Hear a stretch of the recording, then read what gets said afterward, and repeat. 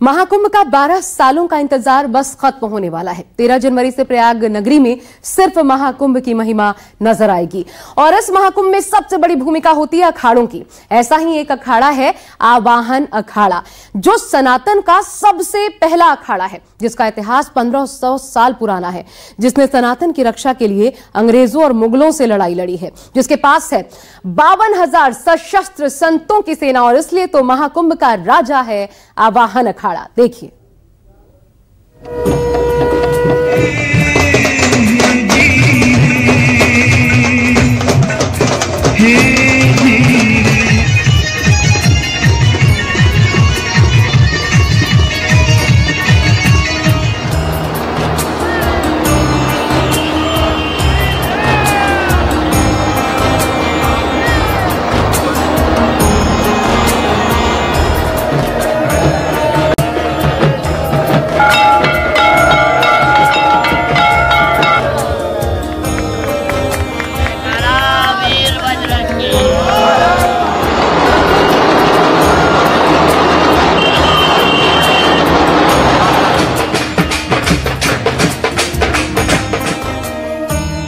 महाकुंभ की महिमा अपरंपार, खत्म हुआ 12 साल का इंतजार।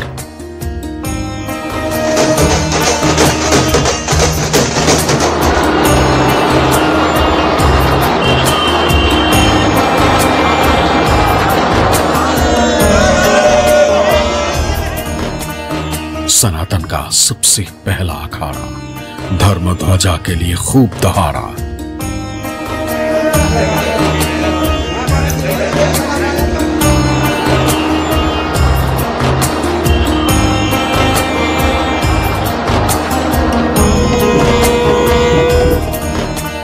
सनातन की रक्षा के लिए लड़ी लड़ाई, 52,000 सशस्त्र संतों की सेना आई।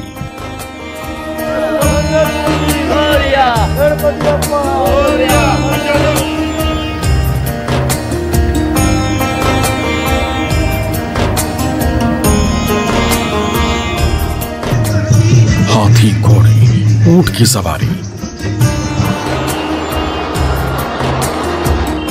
ऊंचे ऊंचे सिंहासन और सैकड़ों साधुओं का जुलूस। ऐसे शानो शौकत कि जो देखे बस देखता रह जाए। ये तस्वीरें हैं 2025 के महाकुंभ में सनातन के पहले अखाड़े आवाहन का आह्वान। आवाहन अखाड़े का नाम आह्वान का ही अपभ्रंश है, जिसका अर्थ होता है पुकार, बुलावा। श्री पंचदशनाम आवाहन अखाड़ा में नागा सन्यासियों की संख्या सबसे ज्यादा है। आपको बता दें, आवाहन का अपभ्रंश होता है जिसका शाब्दिक अर्थ है पुकार या बुलावा। सनातन का पहला अखाड़ा है ये, और इसमें श्री पंचदशनाम आवाहन अखाड़ा की स्थापना हरिद्वार में विक्रम संवत 1202 में हुई थी। आचार्य स्वामी परमानंद ने 1921 में काशी में टेढ़ी नीम कर्नल के मृत्युंजय आश्रम में इसकी स्थापना की थी। जूना अखाड़े की परंपरा के अनुसार अखाड़े का संचालन 17 सदस्यीय कमेटी करती है। अखाड़े के ईश देव भगवान दत्तात्रेय हैं और माया देवी को इनका रूप माना जाता है। जैसे यज्ञ में देवताओं का आह्वान किया जाता है, वैसे कुंभ महाकुंभ के सनातन उत्सव में अखाड़ों का आह्वान होता है। संगम तट पर अखाड़ों के आह्वान के बाद आगमनी और स्वागत की पेशवाई करते हैं। 2025 के महाकुंभ में आवाहन अखाड़ा, ऐसी भव्य पेशवाई यानी स्वागत देखकर किसी के मन में भी ये जिज्ञासा जगेगी कि आखिर कौन है ये साधु और ये अखाड़ा जिनका स्वागत सैन्य कमांडर्स की तरह आज भी किया जाता है।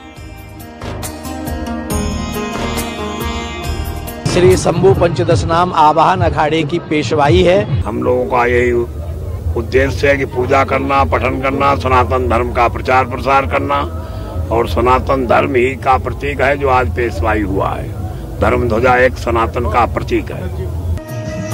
महाकुंभ में अखाड़ों की पदवी किसी राजा की तरह होती है, वही शानो शौकत, वही राजशाही ठाट बाट। प्राचीनता इस अखाड़े की पहचान है जो समय बदलने के साथ भी नहीं बदली।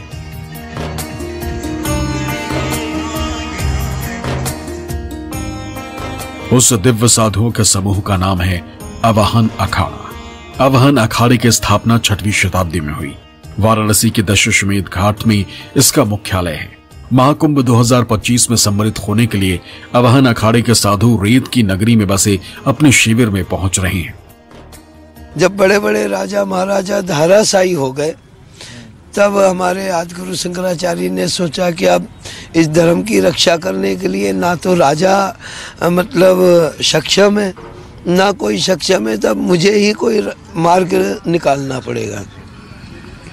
उस दौरान शंकराचार्य जी महाराज ने जो हमारा सन्यास था, तो सन्यास क्या पहले नागा तक नहीं पहुंचता था, पहले अवधूत तक ही हमारी क्रिया चलती थी। क्या हमारे विजय हवन संस्कार होते थे, जिसको अवधूत बोलते थे, वह अवधूत तक ही हमारा जीवन निर्भर रहता था। लेकिन जब ये समस्या को देखा, तो इस समस्या को देखते हुए उन्होंने एक नागा फौज का निर्माण किया। सनातन के पहले अखाड़े आह्वान को समझने का मतलब है कि 1500 साल पुराने इतिहास के उस दौर को साक्षात करना, जब धर्म रक्षा के लिए साधु संतों का समाज शस्त्र लेकर खड़ा हो गया था। सैनिक के तेवर वाले संतों के पहले समूह को नाम दिया गया आवाहन अखाड़ा।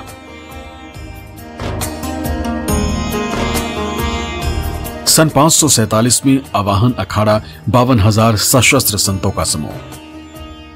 अंदर जब आए तो यहाँ पर साफ तौर पर देखा जा सकता है कि किस तरह से अस्त्र शस्त्र की पूजा की जाती है। सबसे पहले ये दिखाते हैं कि धर्म ध्वज की स्थापना जो हुई है वो किस तरह से हुई है। ये तकरीबन 50 फीट से ज़्यादा की लंबाई की आप देख सकते हैं धर्मध्वजा है, जो लिप्टस के पेड़ में लगाई गई है। धर्मध्वजा जो गेरवे वस्त्र है वो लगाया गया है ऊपर की तरफ, ऊपर मोर का पंख है, और इसके साथ साथ धर्मध्वजा को यहाँ पर लगाया गया है। आवाहन अखाड़े के टेंट के अंदर की जो तस्वीरें आप देख रहे हैं वो बेहद दुर्लभ है, क्योंकि अखाड़े के साधु संत भले ही आज निशस्त्र हों, यानी सैनिक साजो सामान त्याग चुके हों, लेकिन आज 1500 साल बाद आवाहन अखाड़े के साधु संत अपने कैंप की गोपनीयता किसी सैनिक की तरह ही बरतते हैं।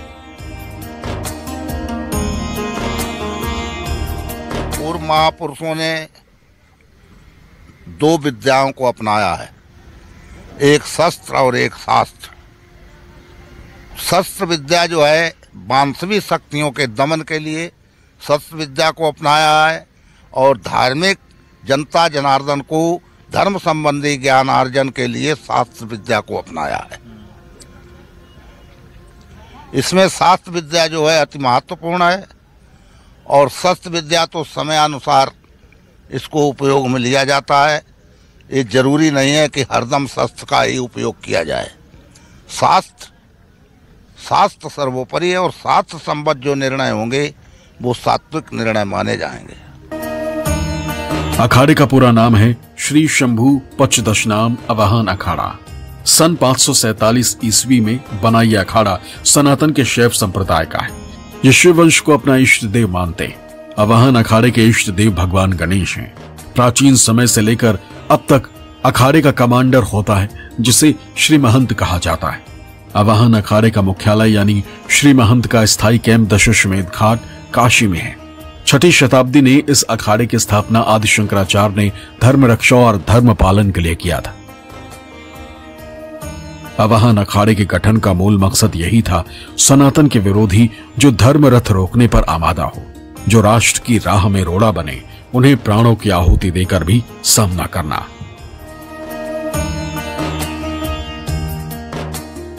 1780 की सन्यासी क्रांति से इस अखाड़े का नाता है। उस समय देश में 500 से अधिक राजा थे, जिनके अंदर एकता की भावना कूट कूट कर भरी थी, लेकिन हिंदुओं को प्रताड़ित किया जा रहा था। जब मुगलों का आक्रमण हुआ, तब उसके बाद जाकर अंग्रेज भी आए, और मध्यकाल के इस अस्थिर समय में साधु संतों ने मोर्चा संभाला और उनके साथ गुरिल्ला युद्ध किया। आपको बता दें, इस दौरान उन्होंने अपने अस्त्र और शस्त्र का उपयोग करते हुए क्रांति की थी। सन्यासियों ने एकत्र होकर भारत माता की प्रतिमा के समक्ष अपना शीश नवाया था, उनकी पूजा की थी। उसके बाद जाकर विदेशी आक्रांताओं पर अपनी जीत हासिल की थी।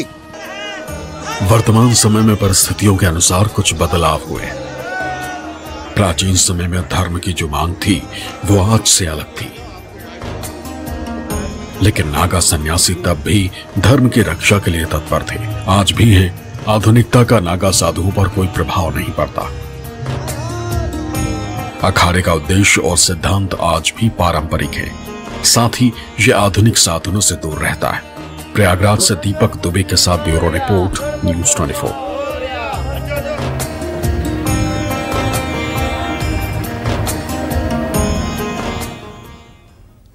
धर्म की रक्षा के लिए लड़ना और बलिदान देना यह अखाड़ों में साधुओं की ट्रेनिंग का अहम हिस्सा है।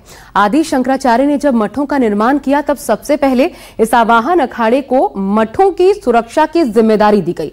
राजाओं के बुलावे पर धर्म की रक्षा के लिए युद्ध लड़ना, आजादी की लड़ाई में देशभक्तों के साथ सक्रिय रहना इस अखाड़े की पहचान रही है।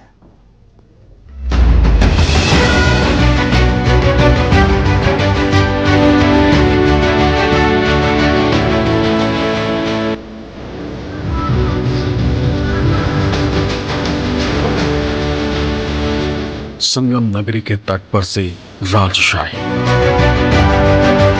ये राजा जैसी शाही सवारी।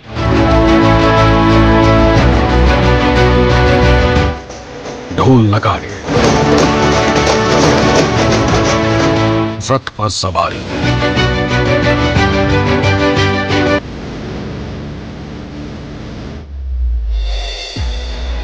ये धर्म ध्वजा अखाड़े के लिए इष्ट देवता और अपने गुरु आदि शंकराचार्य का प्रतीक होती है। अखाड़े के साधु इसे ना तो कभी झुकने देते हैं और ना ही गिरने देते हैं। धर्म की तरह इसकी ध्वजा का भी अपनी जान पर खेलकर रक्षा करता रहा है आवाहन अखाड़ा। हमारा आर्यवर्त देश है, ये कभी धूमिल पहले नहीं था, ना कभी होगा। सनातन धर्म की ही जय जयकार लगे रहेगी। ये कुंभ की व्यवस्थाएं इसीलिए है कि सनातन धर्म की ये सब धर्म ध्वजाएं लगी हुई हैं कि यदि आक्रांता युद्ध करेंगे तो युद्ध भी होगा। हमारे यहाँ कैंची लगती है, वो सब इसीलिए युद्ध करने वाला होगा। सनातन को नहीं मालूम मानेगा तो हम लोग युद्ध भी करते हैं, और मान लेता है तो शास्त्र से उसे सत्संग सुनाते हैं। काशी के दशाश्वमेध घाट पर स्थित श्री शंभु पंचदशनाम आवाहन अखाड़ा 6ठी शताब्दी में आदि शंकराचार्य द्वारा स्थापित किया गया था। यह अखाड़ा सनातन धर्म की रक्षा और लोगों को धार्मिक मार्ग पर चलने की प्रेरणा देने के लिए जाना जाता है। एक समय था जब प्रयागराज में कुंभ चल रहा था। उस समय यहाँ का मुगल शासक जहांगीर था। बादशाह मुगल शासक जहांगीर के सामने तमाम जो साधु संत थे उन्हें नहीं पता था कि वो उनकी सेना आ जाएगी। उसके बाद वैष्णव और शैव समाज के तमाम साधु संतों ने एकजुट मीटिंग की और यह फैसला लिया कि आखिर किस तरह से उनकी सेना पर वो आक्रमण करे और राजा को निशाना बनाए। इसके बाद उन्होंने अपने शस्त्र का इस्तेमाल करते हुए कटारी राजा के शरीर में भोंक दी थी। यह थी वह अखाड़े की परंपरा जहां पर यह कभी भी उन मुगल शासकों से, अंग्रेजों से सामने नहीं झुके और उनके सामने युद्ध के तौर पर चुनौती स्वीकार करते हुए अपने शस्त्र का प्रयोग करते हुए युद्ध की रणभूमि में उतरते नजर आए थे।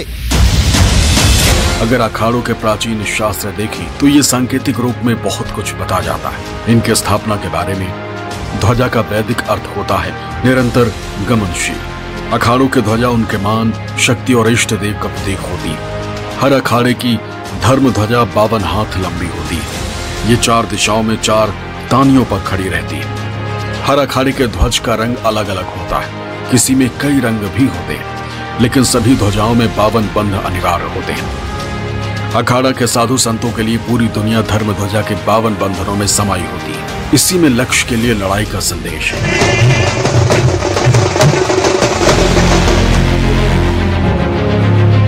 आवाहन अखाड़े के साधुओं ने धर्म की रक्षा के बड़े युद्ध किए। इस अखाड़े के नागा दस्ते से मुगलों के साथ साथ अंग्रेज भी खौफ खाते। धर्म की रक्षा और देश की रक्षा के लिए अवाहन अखाड़े के नागा साधुओं ने रानी लक्ष्मीबाई की सेना के साथ मिलकर अंग्रेजों के साथ भीषण युद्ध किया। आज भी मध्य प्रदेश के छतरपुर में हजारों नागा योद्धाओं की समाधियां मौजूद हैं, जो नागा योद्धाओं के शौर्य और बलिदान का बखान करती हैं। जब आवाहन ने किया झांसी की रानी का तिलक,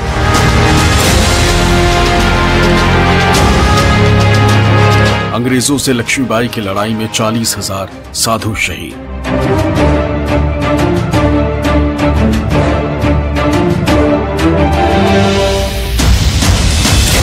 सनातन के पहले अखाड़े अवाहन के लिए ये युद्ध नागा साधु लड़ते हैं। साधुओं का ये वो समूह है जो हर अखाड़े की अग्रिम पंक्ति के सैनिक हुआ करते थे। इन्हें बेहद ही कठिन प्रशिक्षण के साथ तैयार किया जाता था। नागा साधु बनने की पूरी प्रक्रिया 12 साल की होती है। इसमें पहले का 6 साल सन्यासियों के लिए अहम होता है। इस दौरान सन्यासियों को लंगोट के सिवा कुछ भी इजाजत नहीं होती। शुरुआती दौर में ही इन्हें ब्रह्मचर्य का अभ्यास करना होता है। ब्रह्मचर्य में सफल होने के बाद इन्हें महापुरुष की दीक्षा दी जाती है। इसके बाद यज्ञोपवीत और बिजवान की प्रक्रिया पूरी करनी पड़ती है। बिजवान में सन्यासियों को अपना श्राद्ध और पिंडदान करना होता है। इस अखाड़े की नियमों का पालन अगर कोई भी साधु संत नहीं करता है तो उसके ऊपर कड़ी दंडात्मक कार्रवाई की जाती है, उसे अपने अखाड़े से निकाल दिया जाता है। आपको बता दें कि यह एकमात्र अखाड़ा है जिसमें 5 लाख से ज्यादा साधु सन्यासी हैं और इसमें सबसे बड़ी संख्या है नागा साधुओं की, जिसमें से 120 से ज्यादा महामंडलेश्वर भी इसी अखाड़े के माने जाते हैं। अफगानों मुगलों से लड़े अखाड़े अंग्रेजों से 1857 की क्रांति में भिड़े। अवाहन अखाड़े के लोग आज भी उन प्राचीन हथियारों को संजोए हुए हैं। हालांकि कुंभ में पेशवाई और शाही स्नान के दौरान प्रदर्शन से पहले ये किसी को दिखाते नहीं, लेकिन इनके शस्त्र भंडार में हर रोज इनकी पूजा की जाती है।